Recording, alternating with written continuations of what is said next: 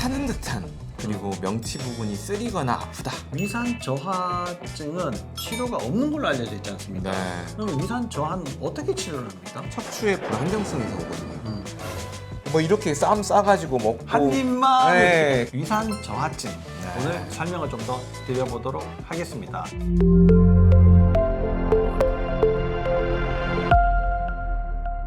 안녕하십니까, 아프지 마쇼의 닥터 준스 김준영입니다. 안녕하십니까, 아프지 마쇼의 닥터 준스 조준호입니다.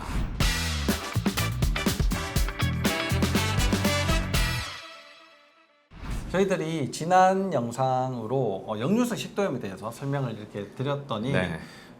그 설명 중에 위산 저하라는 걸 처음 들어봤다. 아. 도대체 위산 저하라는 게 무슨 말이냐? 나는 맨날 약 먹는 게 산을 없애는 약인데 위산 저하라고 하면 산을 더 없애버리면 어떡하냐? 네. 이런 이제 질문들을 많이 하셨고, 또 그런 검사들을 쉽게 할 수 있냐? 뭐 우리가 뭐 헬리코박터 검사부터 뭐 이 검사를 하긴 하지만 혈액 검사로도 네. 위장의 기능을 확인해 보실 수가 있습니다. 그래서 꼭 힘들게 내시경 하지 않아도 여러분들의 위장 상태를 한 번 더 간접적으로도 이렇게 체크를 해볼 수가 있는데, 여러분들이 궁금해하시는 위산 저하증 네. 오늘 설명을 좀 더 드려보도록 하겠습니다.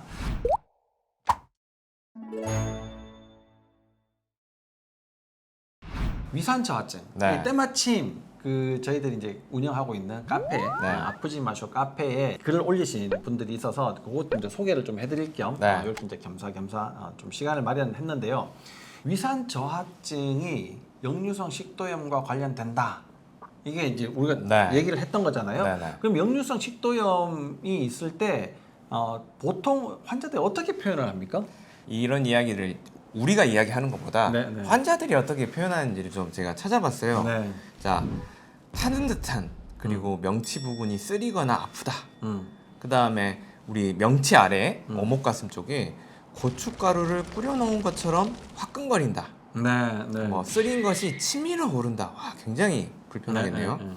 그리고 목구멍이나 입으로 신물이나 쓴물이 올라온다. 이 정도면 굉장히 심하신 그죠? 분이신데, 자고 일어나면 쓴물 올라오시는 분 많죠. 네, 네, 네. 그리고 그 쓰인 것이 명치 끝에서 시작해서 위로 올라간다. 그리고 가슴뼈 뒤가 타는 것 같다. 이렇게 표현하기도 하고요. 음식을 삼킬 때 걸리거나 잘 내려가지 않는다. 그리고 그 갈에 붙어 있다는 사람도 있잖아요. 네, 네. 목에 뭐가 딱 붙어가지고 자꾸 기침을 해대도 떨어지지 않는다. 뭐 이비인후과도 갔다가 그렇죠. 뭐 내과도 갔다가 이러신 분들이죠. 그리고 이제 목을 자꾸 간질간질 해가지고 기침을 하기도 하고, 이게 목소리가 자꾸 변하게 되니까 이렇게 자꾸 헛기침을 하게 되니까 조용한 곳 같으면 큰일 나는 거죠. 그렇죠. 또 뭐 심장 문제로 이렇게 오해할 수 있는 뭐 가슴이 뻐근하다, 네, 네. 뭐 이게 가슴이 뭐 불편하다, 뭐 이런 느낌, 네. 이런 것들도 이제 굉장히 말씀을 많이 하시죠. 이게 이런 여러 가지 증상들이 표현이 다 다르다 보니까 네, 네. 저 사람의 문제와 내 문제가 다른가? 라고 이제 생각하기 네. 쉽고, 뭐 이래저래 뭐 여러 가지 증상을 가지고 병원에 가면 늘상 주는 것이 전부 다 이제 뭐 PPI 계통, 제산제죠. 그렇죠. 위산 억제제를 네. 이제 많이 받으시기 때문에 위산이 많아서 내가 역류성 식도염이 생겼나 보다라고 생각하시는데 그렇지 않다. 그러면 우리가 위산 저하에 대해서 좀 더 잘 네. 알아야 되겠고, 이 위산 저하를 어떻게 이제 예방을 하고 치료를 할 수 있을까에 대해서 한번 또 설명을 좀 드리려고 하는데, 위산 저하증이 있다, 당신은 의심이 된다. 네. 뭐 우리가 산을 직접 측정해 보려면 굉장히 복잡하지 않습니까? 뭐 24시간 또 해야 됩니다. 그렇죠. 뭐 네. 이게 관을 넣어가지고 네. 막 이게 측정을 해야 되니까 그건 굉장히 어렵고, 혈액 검사로 해보는 방법이 있습니까? 네, 뭐 혈액 검사도 여러 가지 지표가 있는데요.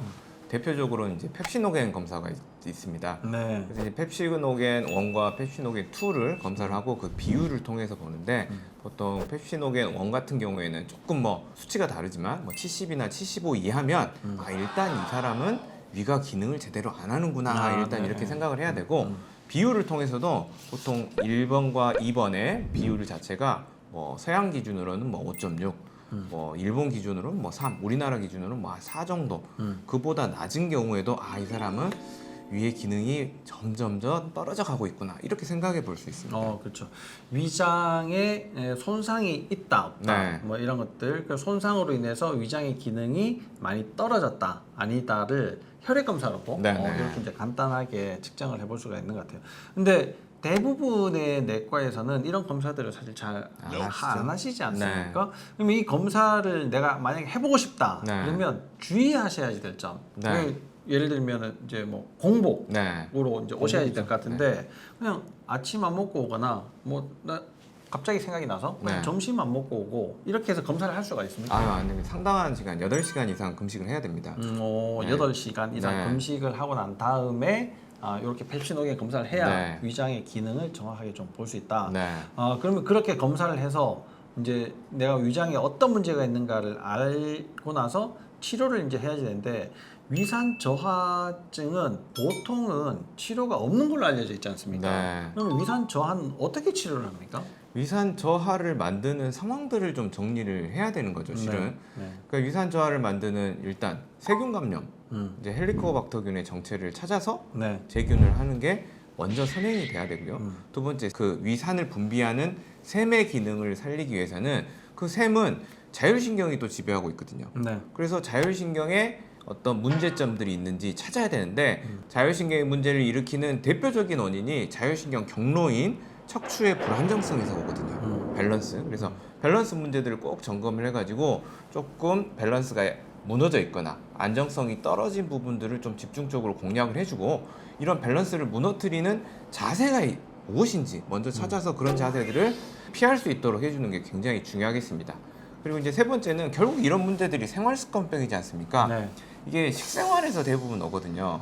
우리 이제 전편에서도 이야기했듯이 우리가 이제 먹는 습관 자체가 이런 걸 만들기도 하고요. 또 내가 뭘 먹느냐도 굉장히 중요한데 일단 우리가 위에서 위산을 만들어내려면 이제 위산이 어떻게 나오는지는 조금 간단하게 설명을 드리면 실은 그 수소이온하고 칼륨이온이 우리 이런 채널을 통해서 에너지를 소모하면서 나오는 거거든요. 네. 그래서 이 과정을 좀 설명을 드리려면 우리가 침이 있지 않습니까? 침. 침. 네, 침 네. 속에도 칼륨이 많이 들어있거든요. 근데 예를 들면 우리 점심시간에 점심 저도 생각해 보면은 10분도 안 걸린 것 같거든요. 네. 그러니까 한 3번 씻고 삼키고 3번 씻고 삼키고 하다 보니까 이것들이 자꾸 덩어리가 커진 채로 넘어가고 침이 섞이지가 않은 채로 넘어가기 때문에 위산 분비를 자꾸 만들어내지 못할 수가 있습니다. 그래서 우리가 100번 씹는다 이렇게는 못하지만 조금 덩어리가 작은 음식을 먹으려면 실은 가위로 조금만 잘라서만 먹어도 확 줄일 수가 있거든요. 근데 요즘 뭐 먹방 봐보세요. 뭐 이렇게 쌈 싸가지고 먹고 한 입만 네, 그 다음에 뭐 2그릇, 3그릇, 4그릇 먹는 게 이제 자랑인 시대가 돼버렸기 때문에 이런 문제들이 점점 더 생기는 것 같습니다. 그럼 먹는 습관 이런 것들도 굉장히 좀 중요한데 습관이라는 게 사실 잘 안 고쳐지지 않습니까? 네. 그리고 이게 저희 병원에서는 헬리코박터를 비교적 짧게 치료를 하고 네. 장 치료로 이어지기 때문에 네. 재발률을 많이 떨어뜨릴 수가 있긴 한데 이게 대부분은 뭐 3주 내지 4주 정도 네. 치료를 하고 뭐 또 2주 정도 시간을 두고 또 다시 검사를 해보고 그렇게 해서 없어졌다 해도 다시 재발을 네. 하고 이게 균 없애기도 사실 쉽지 않아요. 그렇습니다. 거기에다가 뭐 척추를 치료를 하고 뭐 이렇게 하면 너무 이제 네. 시간도 많이 걸리고 그 사이에 나는 빨리 이걸 해결하고 싶은데 네, 네. 그러면 우리가 보통은 위산을 보충해 주지 않습니까? 그렇죠. 네, 위산을 보충을 해주는 방법으로 영양제, 네. 특히나 이제 HCl, 네. 위산 보조제를 이제 네. 드리게 되죠. 그 위산 보조제만 여러분들이 잘 드셔도 위산 저하 때문에 생긴 여러 가지 문제들을 많이 해결할 수가 있겠고 평상시에 우리가 또 뭐 식초 네. 이런 것들도 도움이 많이 된다고 하지 않습니까? 그러면 슈퍼에 가가지고 식초 이런 거 막 사 먹으면 됩니까? 안 되죠. 그러니까 우리가 양조식초 이런 거, 뭐 빙초산 이런 거 네. 말고 네. 잘 만들어내지 뭐 사과식초라든지 감식초 이런 계열로 해가지고 우리가 속쓰리지 않을 정도로 용량을 조금 찾아보시면 좋은데 경험적으로 봤더니 한 소주잔으로 이제 정량화했을 때 한 4분의 1잔 정도에다가 물로 희석하면 대부분 뭐 큰 문제 없이 드시더라고요. 그래서 그렇죠. 입맛에 맞는 좀 좋은 식초들을 구입하셔가지고 식중에 같이 드셔보시거나 이게 또 식초가 또 안 맞는 분들이 있어요. 그런 경우면 뭐 레몬즙 이런 것도 좀 도움이 될 수 있겠고 나도 이것저것 또 싫다. 그러면 비타민 C 같은 것도 산도가 굉장히 낮지 않습니까? 그래서 비타민 C를 이제 같이 먹어주는 것도 좀 도움이 될 수 있겠습니다. 그렇죠. 특히 발효식초가 조금 더 도움이 되고 이런 것들은 식사를 하시기 직전에 네. 딱 드시는 것이 도움이 많이 됩니다. 근데 식사 직전에 딱 먹었더니 네. 뭐 위산 보충제 좀 먹었다, 아니면 식초를 먹었다. 근데 속이 너무 쓰리신 그렇죠. 분들이 있거든요. 그런 분들은 위장 기능이 굉장히 많이 떨어져 있고 위에 점막이 굉장히 얇아져 있는 상태다라는 것을 꼭 명심하시고 한 번, 두 번으로 이게 끝날 문제가 아니고 길게 장기적으로 가야지 되니까 꾸준하게 네. 복용할 수 있는 그런 방법들을 각자의 나름대로 찾아보시면 도움이 될 것 같습니다. 식전에 딱 드시면 좋다고 했지만 식후에 드셔도 네. 괜찮고요. 뭐 식사 중간에 조금씩 이렇게 좀 드셔도 괜찮고 네. 점심과 뭐 저녁이나 뭐 아니면 아침과 점심 그 사이 식간에 네. 간식을 드시는 그 시간에도 희석해서 조금씩 드시는 것도 좋은 방법이 됩니다. 그렇게 이제 얘기를 말씀드리면 그러면 타먹는 식초, 홍초가 있지 않나요? 네. 이렇게 말씀을 하시는데 홍초는 설탕이 굉장히 많아서 네. 사실 뭐 그렇게 많은 양을 습관적으로 드시는 건 별로 좋지는 않지만 그래도 위장의 기능을 회복시키는 걸로 보면 홍초도 나쁘지 않다 이렇게 생각을 하시면 될 것 같습니다. 그래서 우선은 내가 할 수 있는 네. 것부터 조금씩 하시고 강도를 조금씩 올려보시면 여러분들의 위장을 회복시키는데 굉장히 큰 도움이 될 것 같습니다. 오늘 이 이야기가 여러분들의 건강에 큰 도움이 되셨으면 좋겠습니다.